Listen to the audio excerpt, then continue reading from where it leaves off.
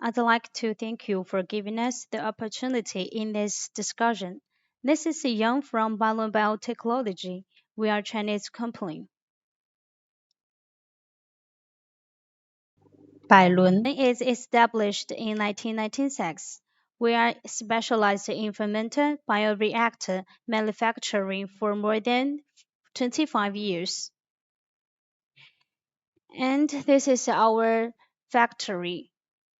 This is a vessel process workshop, pipe assembling workshop, and we also have office in America. If there is any problem, we can give timely and quick feedback. At the same time, I'm glad to find that two companies in this event list are using our equipment, and I believe it's working well. Next, company qualification. We can provide the ESME, CE, ISO certificates, and the CSA certificate for electric aspects, and the pipe pressure certificates from China.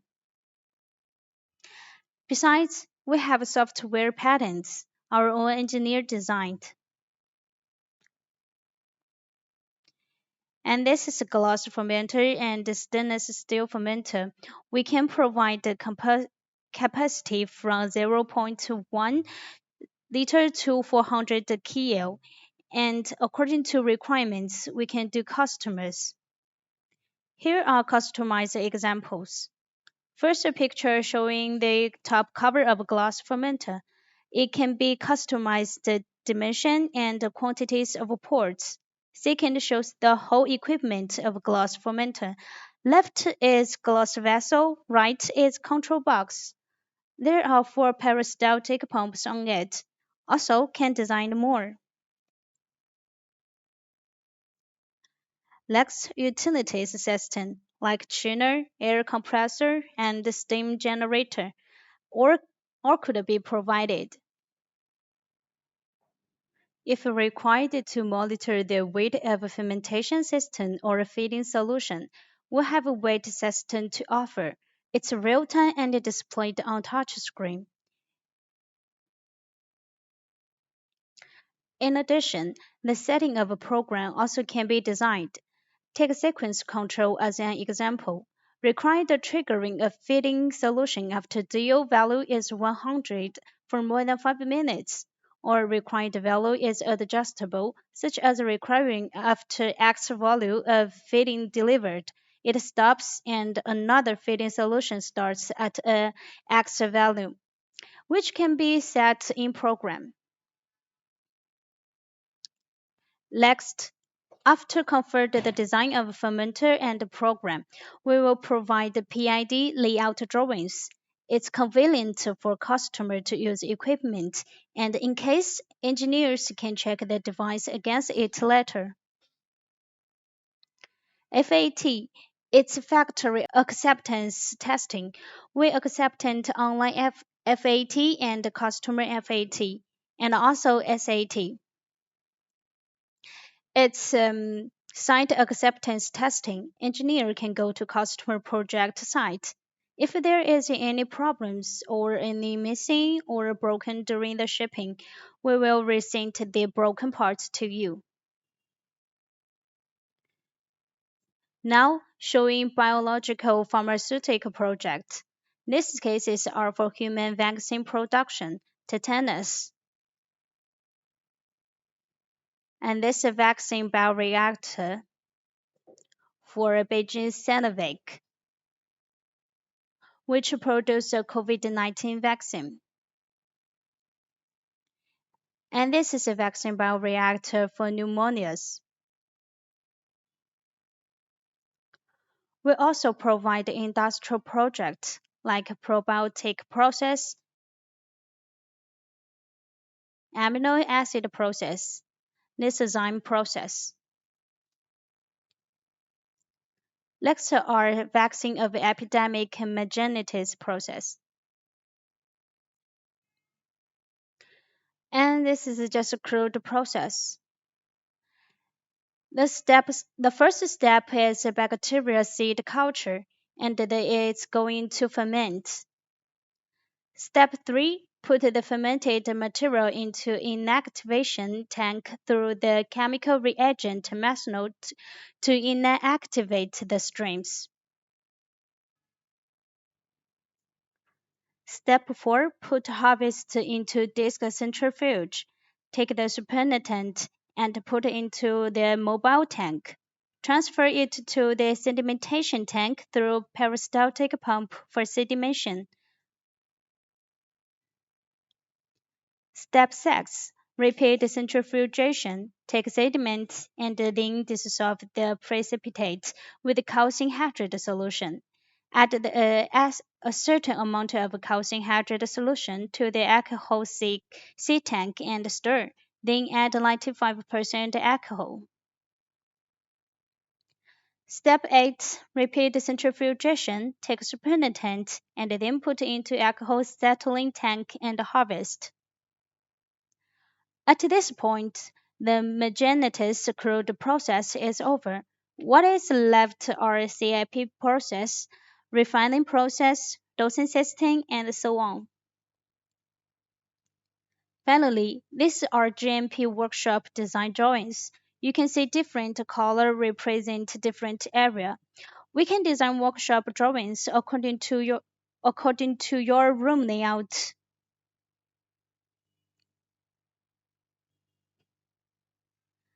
I'll finish up by saying thank you for your listening and welcome to visit our factory. If anyone has any question, I'll be happy to open up the discussion. So, well, before starting with the presentation, I would like to thank you all for your presence and also to the organization for the opportunity to present BDI Biotech. I also take this opportunity to apologize for my voice because I am a little cold, but we will take advantage of the fact that this congress is online and I will only spread information and no more viruses or bacteria. So I am at Africa Day and I work at BDI Biotech as BD manager. And I have prepared these slides as a presentation to give you a general idea of our services or our capabilities and the most recent achievements. So BDI Biotech is a company that provides solutions to move ideas from bench to reality. And in the pharmaceutical sector, companies like ours are known as CDMOs, but basically we function as an external R&D department to help our clients to achieve their goals. These goals or these objectives can be very different depending on the project. And in fact, at BDI Biotech, we have worked in food, in agro, in industrial, and even in cosmetic sectors. We are located in Spain, in Valladolid, that is near Madrid, and we have a large multidisciplinary team, up to 60 people, including biotechnologists, biochemists, biologists, chemists, and also engineers. And as you can see, it is composed of for approximately 40% of men and 60% of women. And in addition, we work according to the highest quality and environmental standards. We carry out three main services: the strain development, strain selection or improvement, also the process development and the scale up, and also contract productions. Talking about the strain selection, on the one hand, we have experience working or improving natural strains, like domesticating if it has the ability to produce significant levels of biomass or any protein of interest. But on the other hand, we also have worked developing new strains to achieve that goals. As you can see in the slide, we have worked with different expression systems, whether bacteria, yeast, or fungi. Well, as most of you may know, bioprocess involves the production, or the recovery and the purification of the microorganism or the product of interest. And at BDI Biotech, we optimize the upstream or the production process, also the downstream process. And we are experts in carrying out the scale up and also performing a techno-economical evaluation of this process. Also, we have a flexible operator structure that can be adapted to all client needs in order to produce regular batches.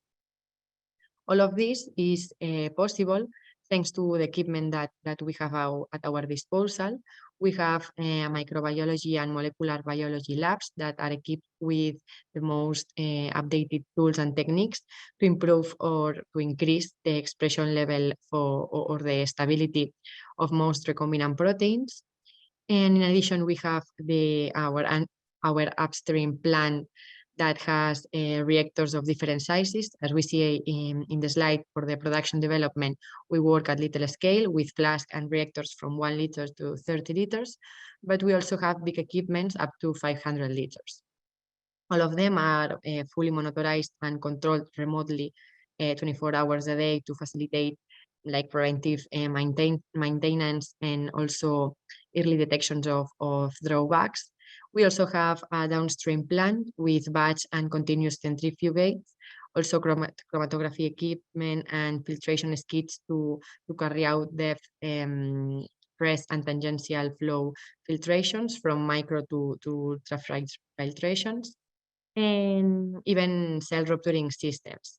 They cover the vast majority of unit operations in the biotechnological applications, and can be combined to maximize the recovery yield and to define an efficient downstream process.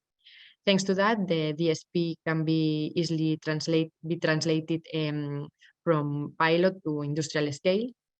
And we are also able to develop any analytical method or monitoring any step of the project thanks to our analytical labs that contains PCR, bioanalyzers, also spectrophotometers, plate readers, and also in the unlikely case that we couldn't carry out the analytical method, we also count with a strong network of collaborations. So with these slides, I wish that 4 key points become clear.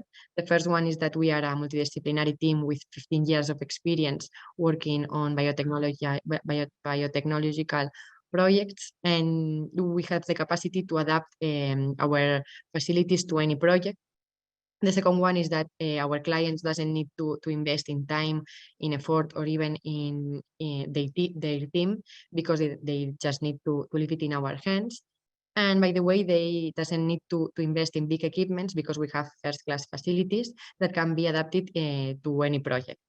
And the most important is that we have the capacity to translate milligrams per liter into euros per year, providing that techno-economical evaluation of the project that I have mentioned before. So in this slide, I would like to summarize our trajectory. We have participated in more than 100 successful projects. We have worked on revalorizing industrial byproducts, for example, by transforming vegetable sources such as tomato or potato into protein and fiber extracts. And we have also extracted proteins such as bromelain protease from pineapple. And we have also been able to produce probiotics, for example, from sucrose. In addition, we have produced different microorganisms such as microalgae for the production of value-added food, also yeast to produce, for example, flavoring, or even bacteria to produce some fertilizers, biofertilizers, or biostimulants. And we also have experience overexpressing enzymes for different industries, for example, for brewery or even bakery industries, also for flavoring or to generate meat substitutes, and also dairy proteins. And well, in conclusion, I hope this presentation has been informative and has provided a clear vision of our objectives and strategies. And well, I look forward to collaborate on one possible goals or objectives with some of you. And well, thank you for your time and your attention. All right, thank you very much. Do we have any questions in the Q&A? Hey, I've got a question for you. Yeah. I know we're commonly asked to do extractive or two-phase fermentations, and that can be a challenging processes to execute, especially for biofuel products. I was wondering if you could speak to your capabilities in that area. talking about two-phase fermentation, I think we have worked in a similar project that coordinates liquid fermentation, and then this broth. With this broth, we carry out a solid fermentation, but I think I can give you more information because of the confidentiality, but it's something in which what we have worked. Thanks. We have another question here from the chat. Yeah. They're curious, do you validate it at larger demo scale in any way? No. So 5,000 to 20,000 liter. Our bioreactor with the most capability is 500 liters, but as I said, with the analytical methods, we have a large network of collaborations, so we have the ability to share the information we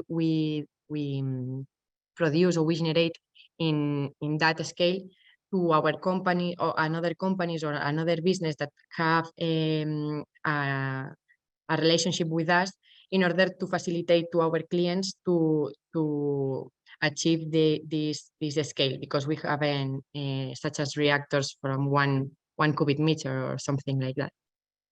Great. And do you guys actively assist in tech transfer out to larger scale? Yes. In these kind of projects, like for example, if they need larger scale, we facilitate this tech transfer. Great. And then we have one more question. Would your company provide pure culture for R&D work to other companies? And if so, would it be liquid or dry form? It's depending on the client. If the client wants to become it in liquid form, we can share it into liquid form. But we also have a network of collaborations in order to spray dry, or even we have lyophilizer equipment to do it here.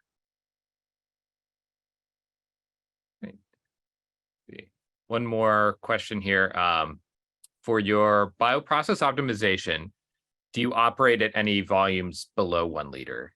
Yeah, I think I didn't say, but we also work at flask scale. And so for this bioprocess optimization, we work at flask scale, and later we transfer normally into 1 liter bioreactor in order to study the industrial or at least bioreactor conditions. But yes, we can work with flask scale, for example. Great. And do you guys 1 liter scale would be your lowest bioreactor scale? Yeah, we have some 1 liter bioreactor scale, 5 liters and 30 liters, and then we jump to the 100 and 500 liters. Great, thank you. Okay, we have one more question. What analytical tools have you used in your labs, and do you use computational tools as well? Yeah, we have worked with many analytical tools, and for example, like PCR or spectrophotometers, plate readers, and centrifugates, also chromatography. And in the case that we didn't have we can develop the analytical method, we count with a strong network of collaborations that may help us, and also we have the capability to set up another method that has been transferred to us. For example, if your business has a method with its protocols, and so you can transfer to us, and we will set it up in our facilities, and we can optimize it all. Thanks. We have time for probably one more. We have a question about whether you have any experience with solid state fermentation. We have worked only, I think, in one project that is combined with the liquid fermentation, but we can study. If you are interested, you can write me in my email, and we can try to collaborate. Oh, thanks. And we just got one more. Do you have nickel affinity separation? Yeah, we have this equipment. Great. All right, we'll get started with the next presentation. Thank you. Thank you very much. We have Synonym, Crystal Bleacher from Synonym. Hello, everyone. I'll go ahead and try to get through these slides pretty quick because we have just a few minutes. Sorry about the technical difficulties. I'm Crystal Bleacher, happy to be talking to you today. I joined Synonym last fall as head of engineering, but I've been working in the industry for nearly 20 years in various operations and design roles. You may be familiar with Synonym because of our free digital tools. Last year, we released Capacitor, which is a free worldwide database of biomanufacturing capacity. And this year, we just released Scalar, which is an online techno-economic analysis tool that can be used to estimate capital cost and OpEx, all the fully loaded unit economics at scale for a fermentation process. If you haven't checked out these tools, I highly recommend you do so. I have links on the last slide of the deck to both tools. All right, so Synonym is a biomanufacturing development and financing platform. So in addition to those free online tools, Synonym is enabling future biomanufacturing capacity by working with SynBio companies as their strategic biomanufacturing partner. This means developing a capacity roadmap where they are today, where they want to be in the future, and developing project solutions at different scales along that roadmap. That may mean utilizing our capacity database and techno-economic tools to match SynBio companies with existing capacity. So in addition to all the facilities that we have listed on Capacitor, we've had a number of companies reach out to us that don't want to publicly list their idle fermentation capacity on Capacitor, but they're still looking for help filling that capacity near term.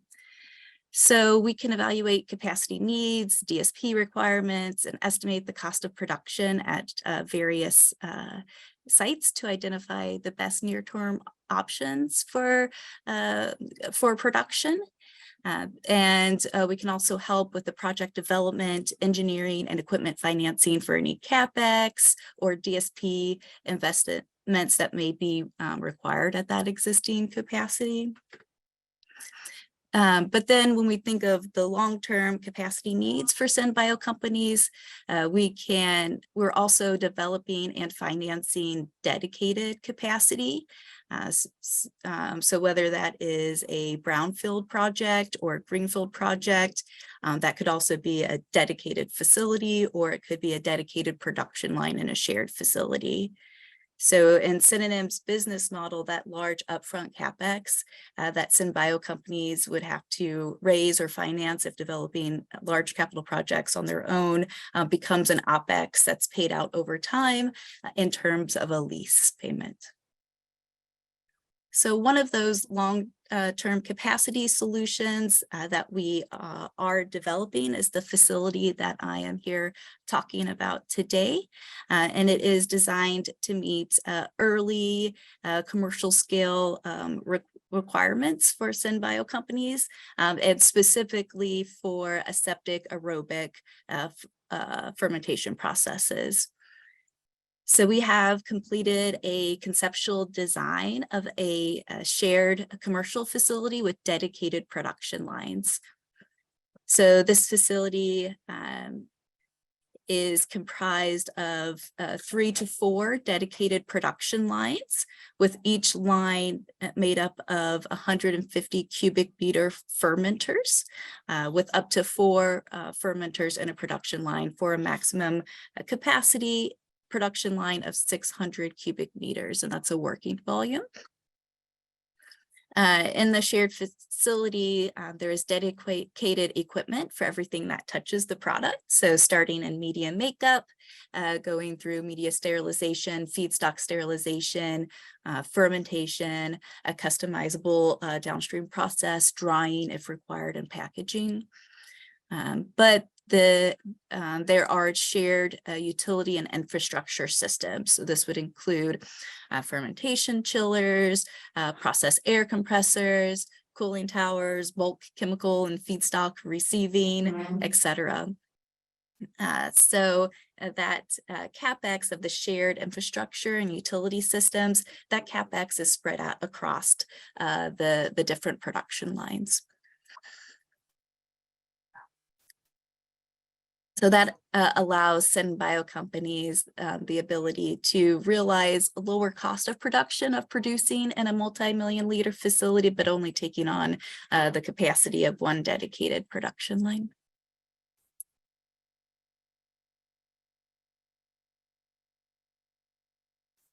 When designing highly aerobic high OUR aerobic fermentation processes, there's a lot that we can standardize on.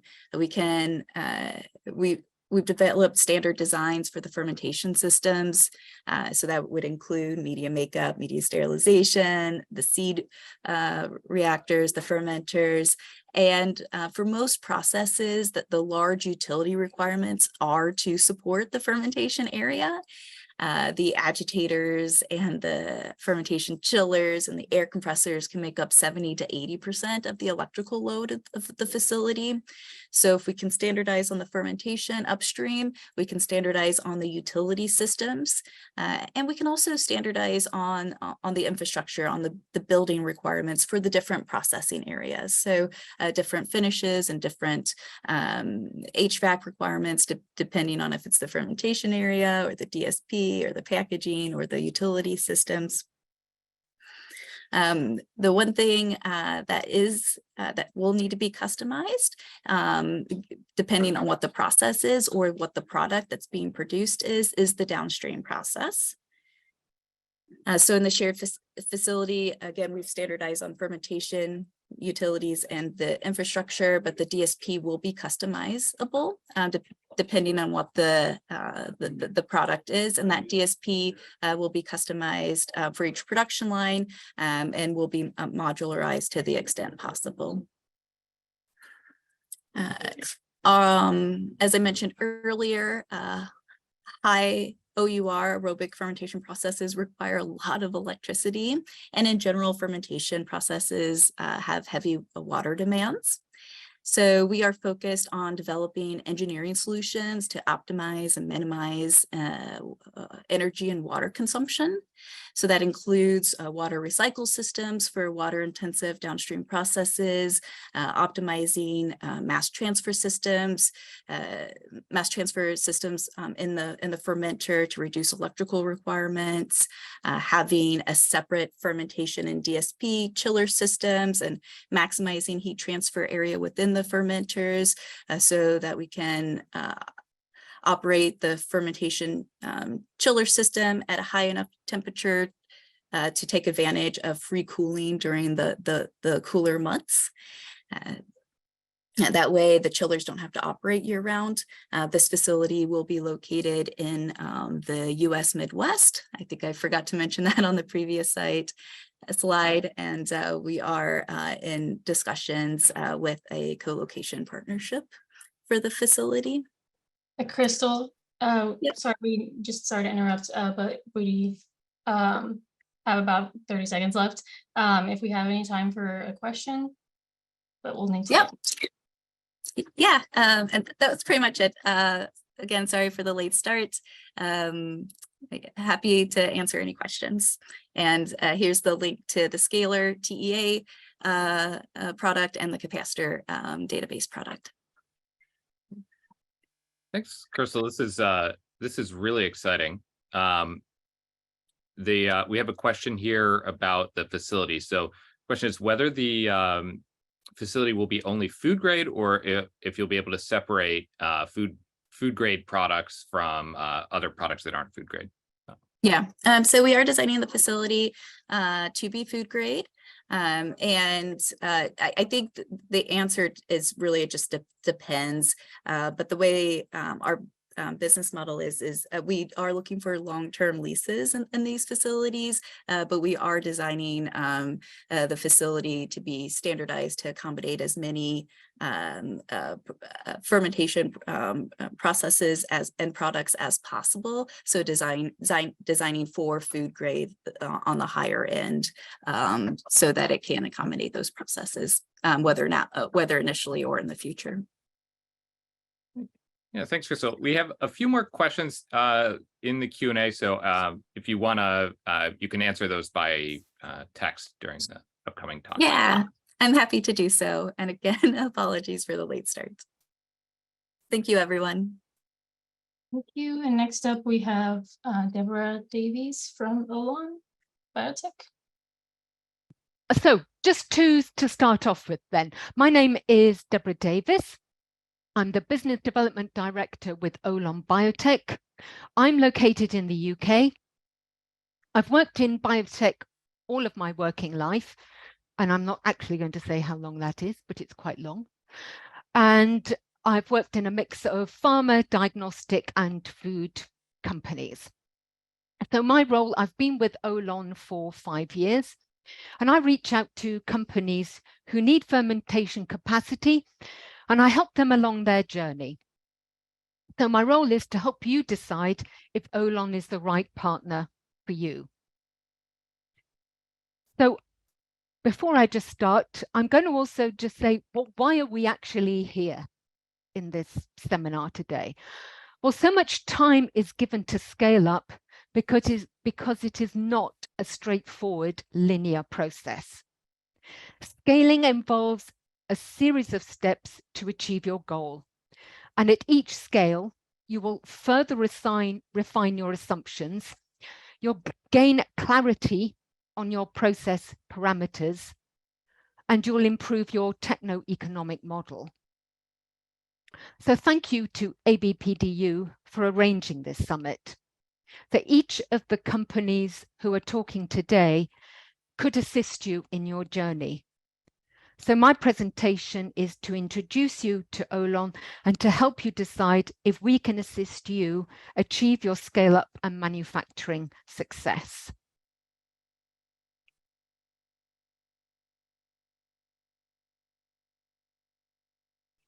So Olon is an Italian family-owned company, has its headquarters in Rodano near Milan. And we have two key technologies, chemistry and fermentation. The Olon Biotech division covers the fermentation side of the business, and it includes the CDMO services for precision fermentation. We service a wide range of industries, from pharma to nutraceutical, food, ag bio, etc. And over the past 5 years, we have built new DSP lines.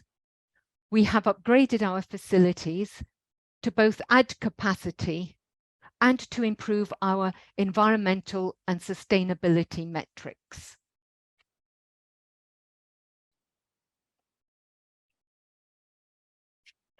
So Olon has 11 manufacturing sites worldwide, but our 2 microbial CDMO sites are both in Italy. So we have one in the north, near Turin, that's Settimo Torinese, and we have one in the south, near Naples, Capua Bioservices. And we have a total of 4,500 meter cubed fermentation capacity. So both sites have been offering CDMO services for over 20 years. Many of our technical team have been with Olon over 15 years. And today we have more than 30 ongoing projects. So this means we have the extensive experience to share on your project. We cover a range of microorganisms from bacteria, yeast, filamentous fungi. We'll also look at microalgae, And we produce a range of ingredients from small molecule, peptides, proteins, enzymes, antibody fragments, etc. The two sites have slightly different setups with different fermenter sizes and different DSP configured lines. So at Setimo, the main fermenter size is 112 meter cubed gross volume, and we have 16 of those, and we go up to 255 meter cubed. The smaller fermenters of 15, 35, and 80 meter cubed tend to be used for pharma, not food. At the Capua facility, the main fermenter size is 35 meter cubed, and we have 11 of those, and we go up to 100 meter cubed.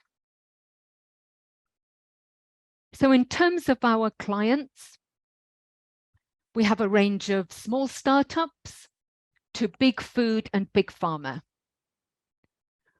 We have projects that are transferred at maturity in order to free up in-house space at the client. And we also have projects that are early stage and novel and have not been produced via fermentation before. So some projects have been with Olon for many years, if not decades, and will continue to be with us for many more years. And some projects that we start with, we know right at the start that they are commodity and at maturity would outstrip our capacity. So how we work with these clients is we offer to develop a robust process. We manufacture to meet their cost targets in, say, year 1 to year 5, whilst they also are then deciding what their plan B is. So the client may seek to build their own facility, or they may choose to extend to CDMOs in different continents. For some clients, we have extended the partnership and actually built dedicated DSP lines within the curtilage of our facility. And we have built such facilities for both food and pharma clients.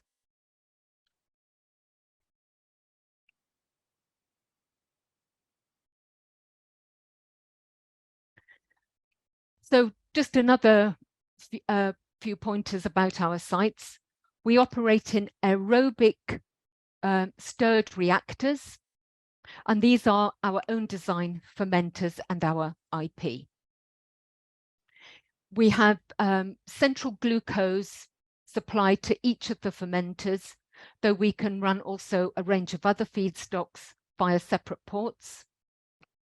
We have methanol for methanol-induced piscia, if that's your strain of choice. And we also have at the Setimo site solvent handling capabilities for DSP.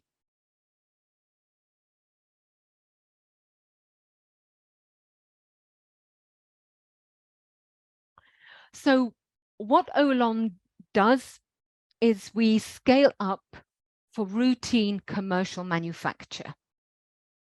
So we are not a standalone research organization, and we are not a standalone piloting facility, but rather we start in the lab to learn about your process and your organism. And what Olon offers is our experience in interpreting the data from lab and pilot to understand how the process will perform at scale. So everything that we do is looking at routine commercial manufacture. So we have a number of DSP suites at both sites, and each of these is configured differently. Some are dedicated to pharma, some are dedicated to food, in that everything in that line has to meet the requirement of food grade kosher and halal, regardless of whether it is needed. So it's not usually a question of what equipment do we have, but rather, is it in the right place? But we have the following fermentation We have the separation techniques of filtration or centrifuge. We have homogenizers if that's needed. And at purification, we have ultrafiltration, microfiltration, nanofiltration. As I've mentioned, we have the use of solvents, and both sites have chromatography. And in terms of final format, we have a spray dryer for multi-purpose use at the Capua site, and we have other liquid and solid and frozen standards for other types of products.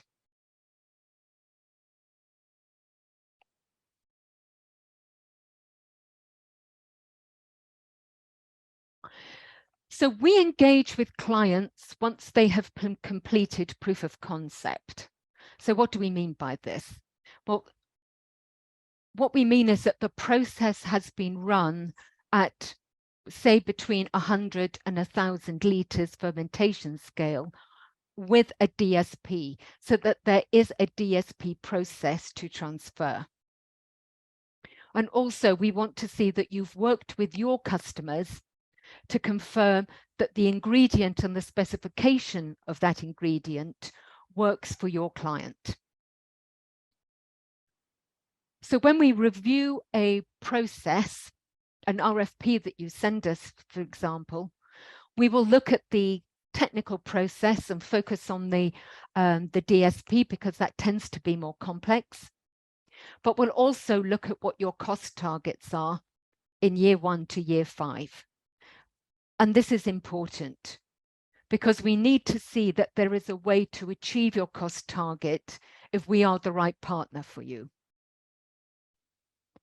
So we have a very collaborative approach because at the start, you are the experts in your process. You will know far more than you can capture in logbooks and batch records.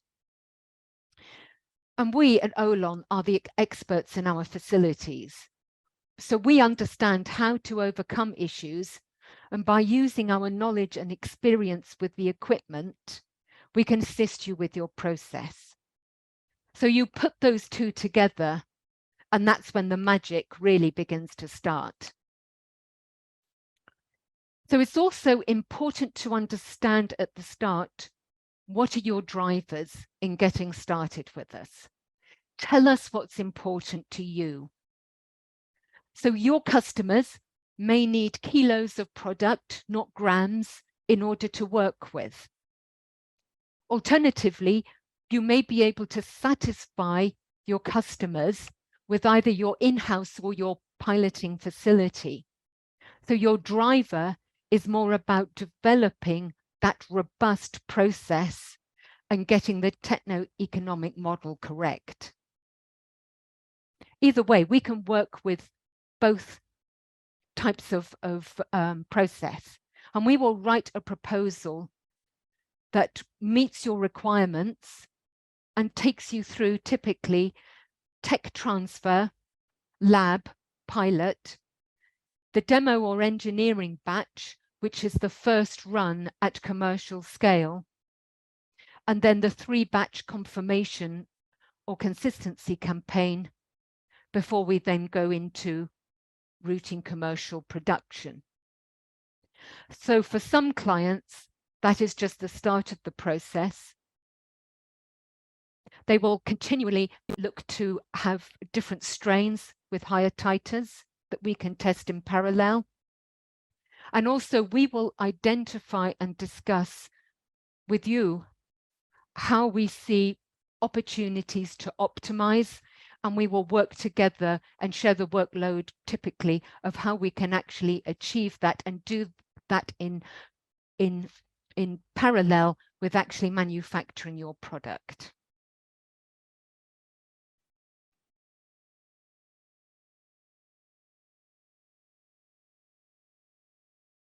So we have at both our sites the quality systems and certification for both pharma and food. So we have FDA approval and AFO, which is the Italian equivalent on the pharma side. We have the FSSC 22000 for food. We offer kosher and halal. And we have the certificate to handle biosafety level 1 GMO organisms.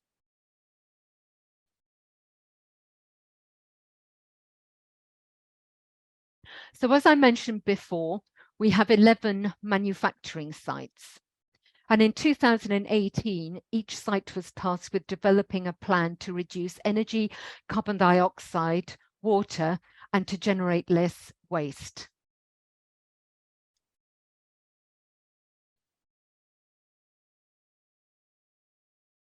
So far, we have halved our energy, carbon dioxide, and water consumption, and also halved the amount of waste.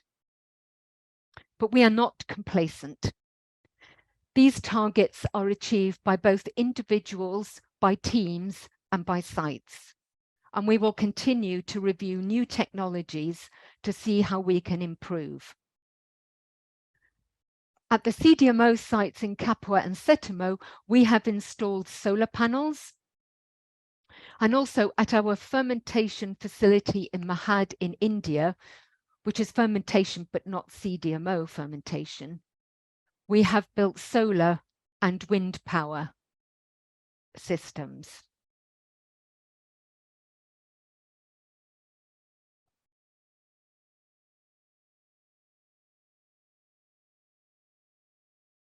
So to move on to my final slide, but as an aside, very proud to say we have a female to male ratio of greater than 1 within the whole of Olon. Over 50% of technical roles are filled by women, and 25% of management roles are filled by women. And I greatly look forward to that increasing over time. Olon encourages us as individuals to get involved with local communities. And at most times, somebody is doing a fun run at some point. We have open days for local schools, technical colleges, and universities. Then on a site and corporate level, we support health initiatives with local government for the benefit of communities. And as the last point, you will see this on the slide here. This is a picture of our R&D hub, which is being built at our headquarters near Milan. And we have commissioned Autica Noodles to produce a graphic artwork on the side of our building, which is just nearing completion. You may have seen it on our LinkedIn slides. So these three gentlemen are three scientists of Fleming, Pasteur, and Natter. And I like this because Olon has commissioned this to be an inspiration to the people that work at the BioHub, but perhaps also just to raise a smile on those who walk past it in the local communities. And so that ends my my slides. So I hope I've given you just an insight into who Olon are, into who the biotech division are and the services that we offer. And I look forward to connecting with you. I have on my final slide here my email address, but you can also connect with me on LinkedIn. And that, please, if you've got any questions, I'll be happy to answer those. All right, thank you very much. Thanks, Deborah. That was great. We have one question here in the chat. Does Olon have published guidelines for incoming project proposals? Probably not published guidelines. I think because the types of projects that we cover is so broad. Depending on the type of project, what I often do is just send the list of questions that we ask prior to tech transfer, which kind of outlines the types of questions or the type of information that we know. But I would say also that no one company is ever able to provide all of the answers. It's just depending on where the client is, we try and get alongside them to understand where they are and where they need to go. So I don't necessarily think a complete list is helpful, but certainly contact me and we can talk and I can help you give a guide into the types of information that we need. Thanks, Deborah. We have another question here. It says it's about use of Pichia pastoris and whether this is a preferred production strain. So perhaps you could just speak to your group's experience with Pichia and specifically methanol induction. So we have a number of projects with Pichia and methanol. Both of our sites have the ability to run with that. Let me just see if I can find that question, because I'm not quite sure what is it you would like to know about Pichia. I mean, we work with Pichia, but we also work with a whole range of other organisms from bacteria to yeasts to filamentous fungi. So we don't have a particular type of organism that we work with. Yes, I think it's fair to say that it's not a preferred production strain as far as, I guess, that you guys are somewhat agnostic as to the production strain itself, but can handle Pichia. Yeah, yes, but we don't specialize in Pichia, and quite often people will start with that and then at some point perhaps move to a methanol-free strain. We just will work with them to swap those around if that's what they decide they prefer to do. Okay. So I had another question actually myself. You mentioned solvent compatibility in your downstream processing unit operations. I'm wondering if you could speak a little more as to which DSP operations are solvent compatible and which are still a challenge. So I would say, so we can work with a number of solvents. We have the permits to work with a number of solvents within a total volume within our facility. So the types of products that require solvents are often in the flavor and fragrance side of the market. So we have solvent, we have a limited amount of solvent recovery that we use for those.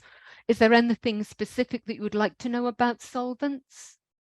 I know, for instance, sometimes we're asked to do solvent extractions. Other times it may be a solvent precipitation, and then we need solvent compatible centrifuges or other, or even solvent compatible spray drying.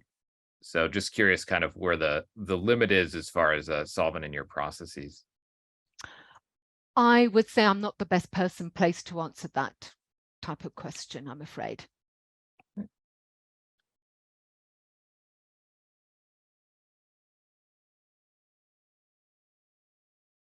My technical team can, but I can't. Yeah, no problem. Just curiosity on my own end. So I think then those are the questions we have in the Q&A right now. We still have a few minutes if anyone wants to get any other questions in, or else we could take a short 5-minute break.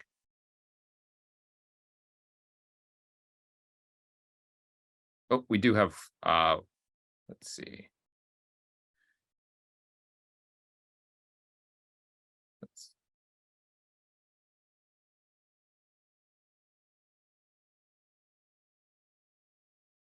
So I see a question from Fernando at the end. Yeah, we have a question about, could you just talk about any computational tools that Olon uses in manufacturing facilities and what optimization procedures you have in place?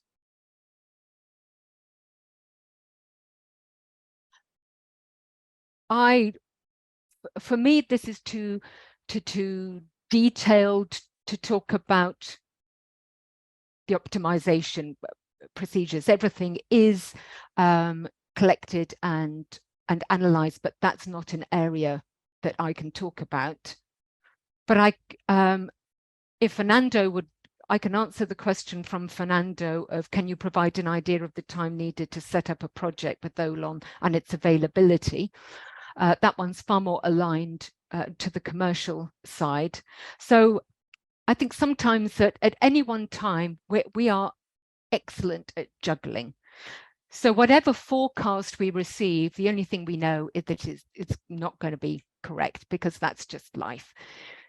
So we won't take a project on unless we can see that we can scale it up and run it according to at least guideline forecasts. Once we have a contract in place, so a proposal signed, that we will start that process and onboard it with tech transfer within 3 months of signing of that contract. And then, as a very rough guide, in order to go from tech transfer and to the first demo run, which is the first run at commercial scale, I would say would take anywhere between 4 and 6 months. That is a realistic plan to schedule, and then we can discuss any other changes alongside that as we get close to it. Great. Thanks, Deborah. We have one more question. So do you ever work with student groups working on designing fermentation processes to scale? So perhaps as an outreach exercise with students looking to understand bioprocess scale up? We have different points of interaction, and I would say that that's an interesting opportunity just to see how we can assist. So if Thomas wanted to get in contact, then I'm quite happy to continue that discussion. And manufacturing steroids, yes, we would be able to discuss that with you.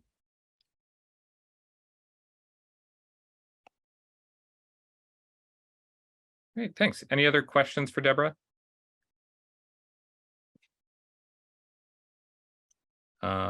We have one last technical question here. Not sure if you can answer, Deborah, but with Pichia or filamentous fungus, how much recombinant protein yield approximately is possible? So I don't know if you can speak generally to expected titers or yields from protein processes. I know I do have that answer, but I don't have it to hand. So rather than give unrealistic thing, I would just, I'm not going to answer that because I'm likely just to say something incorrect. Yeah, no problem. And everyone, everyone in the chat, please feel free to reach out to our speakers directly as well if you want to follow up about anything, and that especially for any non-technical or business development related questions. Thank you, everyone. Next up, we have Joy Lee from GeneFerm Biotechnology. Good morning and good evening, everyone. So, and first of all, thank you very much for ABPDU for inviting us to this webinar. So, hi, everyone. So, we are GeneFerm Biotechnology Corporation Limited, and here we are going to briefly introduce about our contract manufacturing service. Sorry. So this is a brief outline of this presentation. First, about some brief information about us. First of all, our location, we're located in Taiwan. So our headquarters, where our factory is located in the southern part of Taiwan. And besides that, we also have another filling and packing factory, which is located in the same area. It is also able to produce some of the finished products like capsules, jellies, and sachets, etc. So some brief company history. We were founded in 1999, and then we have developed 2 sets of 50,000 liter fermenters in 2004. And then in 2008, we started working with United States company, forming a contract manufacturing partnership. And this relationship continues all the way till today. And in 2014, we have formed a long-term relationship with a Japanese company, and this also continues all the way till today. And in 2016, we have expanded 2 more sets of 55,000 liter fermenters in our SDSP plant 1.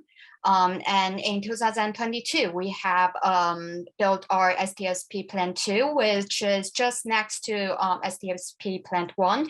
And here it has 2 sets of 66,000 liter fermenters. So some of the service we provide here, the focus of this presentation will mainly be about our contract manufacturing services. We're able to do that for biomass and precision fermentation. Some of the core technologies we have experiences in, first of all, R&D researches, then all the way to growth optimization, process development, and finally to a large-scale production. So here are some of the patents we have received before for our technologies in the production process. And some of the innovation and invention awards we have received for our own products. So now I'm going to introduce about our sorry, the PowerPoint is slightly off. Some of our manufacturing capability. So starting with a brief introduction of the production processes we are more familiar with. So as a CMO service provider, we would wish our clients to provide the strain. And then moving on to pre-culture and mass production at fermentation stage. And then to downstream processes with processes including solid liquid separation, purification, filtration, to drying, and finally a full quality control system. Some pictures of our R&D centers. And some pictures of our pilot plants. So here in SDSP Plant 1, we mainly position it as a factory that is mainly used for biomass fermentation. So as you may be able to see from the certificates we have, including ISO 22000 HACCP, ISO 9001, and US FDA registration, and some halal certification for some of the products that is produced on this site. We are a food grade factory. So for most of the products produced in this plant, we would wish it is a food grade product. So here are some of the equipment in this facility, including fermentation equipment, extraction and concentration equipment, and solid liquid separation equipment. Some more of the equipment for purification and drying, including homogenizer, nanofiltration, ultrafiltration, chromatography, and freeze dryer, continuous vacuum belt dryer, spray dryer, and hot air dryer, etc. So as mentioned before, in 2022, which was last year, we have built our SDSP Plant 2 because of the increasing need for precision fermentation and contract manufacturing we are currently receiving. So here, the certification side is slightly different from SDSP Plant 1. Here we have FSSC 22000. And similarly, we have US FDA registration and also halal for some of the products that is produced on this site. So as you may be able to see this one, this factory, we also build it under a food grade standard, but that is the basic standard we will follow for the whole production process.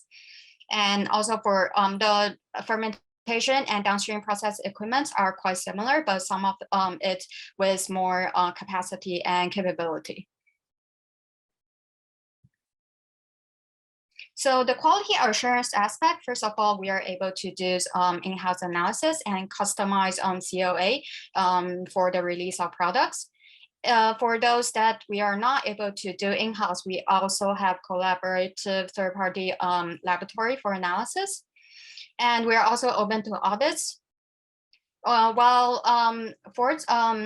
there is any certification application required, we are also able to support our clients by providing the necessary documentation for the application. So finally, it is about our manufacturing service, how a project will generally develop at GeneFerm, and some of our past experiences, the strains we have worked with before. So first of all, phase one, we would think it as a preparation stage. Here includes NDA signing, tech transfer, sharing of technical information, etc., and maybe some discussion between our clients and our technical team. And after confirmation, strain transfer, we would step into phase two. Here is lab scale or bench scale trial. We will use 50-liter or 80-liter fermenters, depending on biomass or precision fermentations cases. So here we are able to validate the process all the way from fermentation to the finish of downstream processes. And at this stage, we will generally wish to accomplish around 2 to 3 batches for the process validation. After each batch, we will send samples to clients for analysis and confirmation of quality. And after confirming that both sides agree on to move to phase 3, we would move to phase 3. We call it pilot trials using 6,000 liters or 8,000 liter fermenters. And here we are also able to do all the way from fermentation to downstream process validations.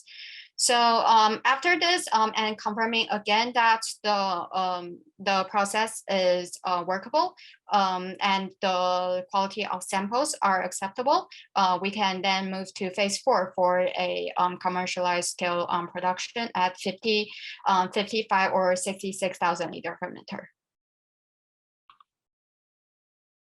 So some of the past experiences we have worked with for fungi and algae over here. Bacteria and yeast, these are more common for the precision fermentation cases. And some of the lactic acid bacteria. So we have been working globally with many clients from around the world, no matter for contract manufacturing cases or some of our own raw material products. So we have plenty of experiences with exports and dealing with the certifications or etc. So thank you very much. So this is our context. All right, thank you very much. Do we have any questions in the Q&A? Thanks, Joy. I have one question. So I know we heard a lot about Pichia pastoris in the last talk. I'm wondering if you guys are also equipped for methanol induction. Yes, we're equipped with the capability of methanol induction as well.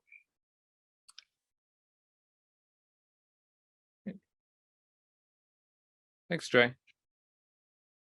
We have one question in the chat, which is, can you explain capabilities for strain optimization or metabolic engineering? So do you guys, do you do strain optimization, or is that left to your collaborators?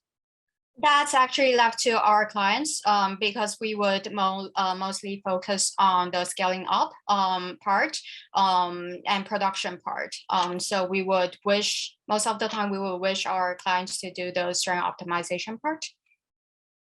And what about process optimization? Do you ever engage in process optimization or just direct tech transfer?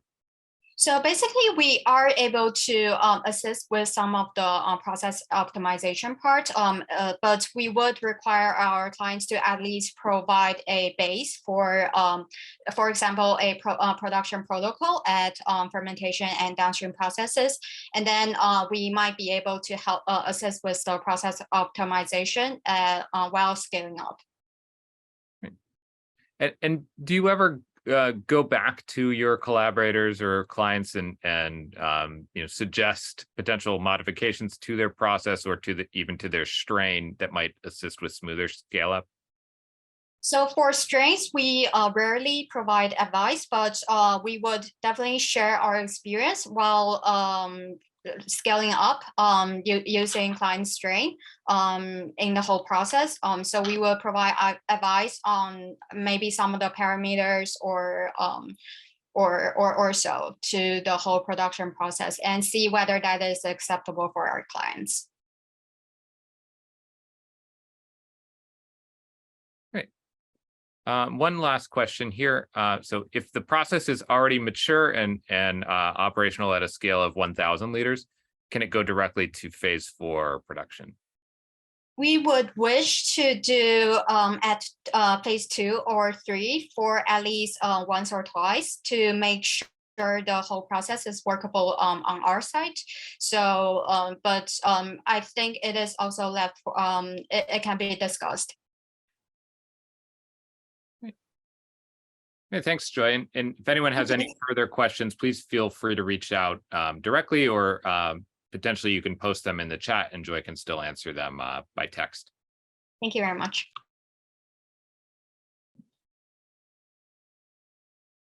Sure. Thank you.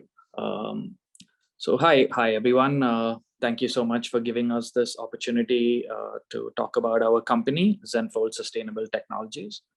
So Zenfold Sustainable Technologies was started about 3 years ago in order to start a chemical business which uses more environmentally sustainable processes and to work with clients in order to create greener processes for them in the manufacturing of ingredients. So we the 3 pillars or the 3 core technologies that we like to call it are green chemistry, biotransformation, and synthetic biology. So we have R&D, maybe you could just go to the next slide.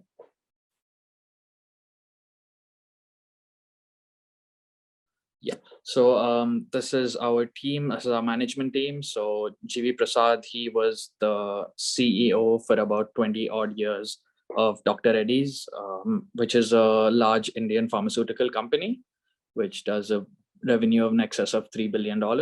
So he is invested his personal money into forming this new company, as he is a big believer in doing environmentally sustainable things and a large believer in sustainability in general. BSV Prasad, who is our CEO, worked about 22 years at Biocon, which is one of India's largest biologics pharmaceutical companies. Arun Dubey is another director of ours. He comes from the investing space, so he's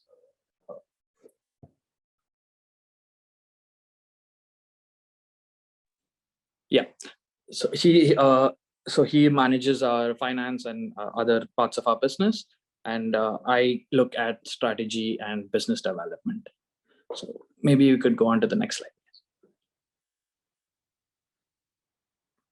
So this is a little bit about our fermentation team. We have about 40 people working specifically on fermentation. Dr. Sauraj, he leads our fermentation. He is, I wanted him to join on the call today, and just a disclaimer, I might not be able to answer some of the technical questions as I'm not from the technical background. And yeah, we have Dr. Bhupender, who is an expert in pilot scale. We have Mr. Anand, who is an expert in the large scale fermentation process. Deepak, who is our molecular biologist. He is an expert at strain development and strain engineering as well. Mr. Amol, who is our biocatalysis expert. He's an expert in process development. Mr. Maikandan, who is also a process and scale up specialist. And we have Dr. Shamraj, who is our downstream specialist. So this is a bit about our fermentation team. So yeah, we work on, we have a products business and a services business. On our services business, we work right from a shake flask level to a multi-ton manufacturing scale. We have, our focus is on applying biocatalysis for greener routes of synthesis. We have a high focus on chiral molecules. Our specialty is enzymes and microbial screening. And we work a lot on cost optimization, process engineering, process development, and also scale up as well. Maybe you could go to the next slide, please. Yep. So we have a facility in Bangalore, which is our R&D center, as well as a pilot scale. We have a dedicated 40+ member team working here in production and R&D. So we work right from shake flasks, as I mentioned. We have 15 70-liter and 130-liter fermentation, as well as up to 10,000-liter fermentation in the same facility. So we go right from a shake flask up to a 10,000-liter fermentation. And we also, in this same compound, are installing a 20,000-liter fermenter over the next couple of months. Next slide, please. This is some of our downstream equipment that we have at this site. It's the micro and ultra filtration, continuous centrifuge, centrifuges, and homogenizer as well. And all these equipment have been designed to handle up to 10,000-liter fermentation volume.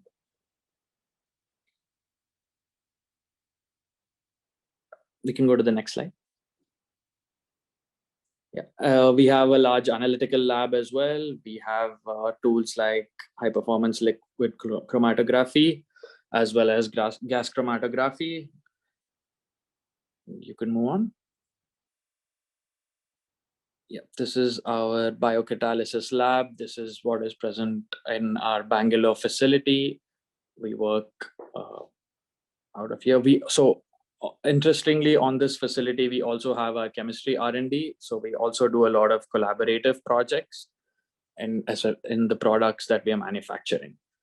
You could go to the next slide. So these are some of the enzymes that we have worked on. So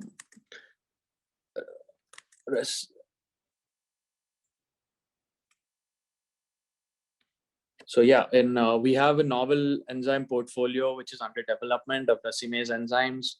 We have the aminotransferase enzymes, where we have already a library of commercial ATAs, and we're also developing novel ATAs. GDH, we also have commercially available cofactor recycling in-house developed enzyme, and ketoreductase enzymes as well. So we have commercial and in-house enzymes for making chirally pure alcohols. And some of the products we've worked on, a lot of them have been in the pharmaceutical space. So brivaracetam, we have a protocol ready based on the lipase enzyme for scale up. Solifenacin, we have made a commercial and intermediate using ketoreductase enzyme route. Montelukast as well, we've made a commercial intermediate using the ketoreductase enzyme route. And linagliptin, we're also making an intermediate using transaminase enzymatic route. Go to the next slide. So this just highlights some of the equipment that we have. So we have a pilot scale, we have a fermentation based in Bangalore, but we also have a large chemical synthesis plant that is in Hyderabad, a few hours away from Bangalore. This facility has been operational, and we do most of our production out of this facility for our products, which come through chemical synthesis. You could just go to the next slide. So yeah, we are in the process of building up a large-scale fermentation capacity. We have acquired the land, and we have got all our approvals. We've started some of the civil work as well. Here we have a site design or a master layout, which would have up to 1 million liters of fermentation in combined capacity. But the first phase of the project, which we expect will be done in the middle of 2025, we would be ready with about 400,000 liters of fermentation capacity. Some of it is in partnership with other companies in the form of a joint venture, but a large amount of the capacity would be used for CDMO work. You can go to the next slide. These are some of the initiatives that we've been a part of. Atmanirbhar Bharat is a government-backed initiative to reduce dependence on other countries and focus on developing indigenous technologies.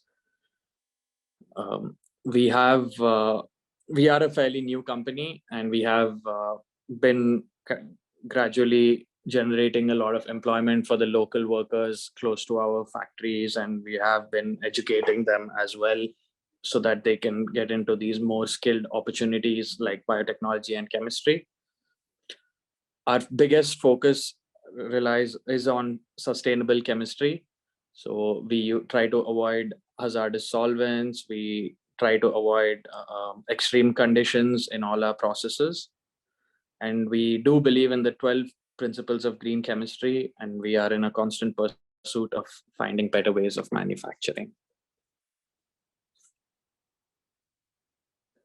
Could go to the next slide. So yeah, we have all the safety protocols in place. We have not had any incidents related to safety on our site so far. We have continuous training and refresher trainings. We focus a lot on creating greener processes, and we have a zero discharge facility for our effluent, and this is all for our chemistry. Yeah. You could go on to the next slide. Yeah, we have goals of diversity, equity, and inclusion. We are working towards being equal gender workplace. We currently are at about 20% in terms of women workers. In India, it's a lot harder to find skilled workers in this field, but we are trying, and we also focus on programs that help educate women and upskill women as well. So that's a bit about us. And yeah, you could go on to the next slide where you would have my contact details.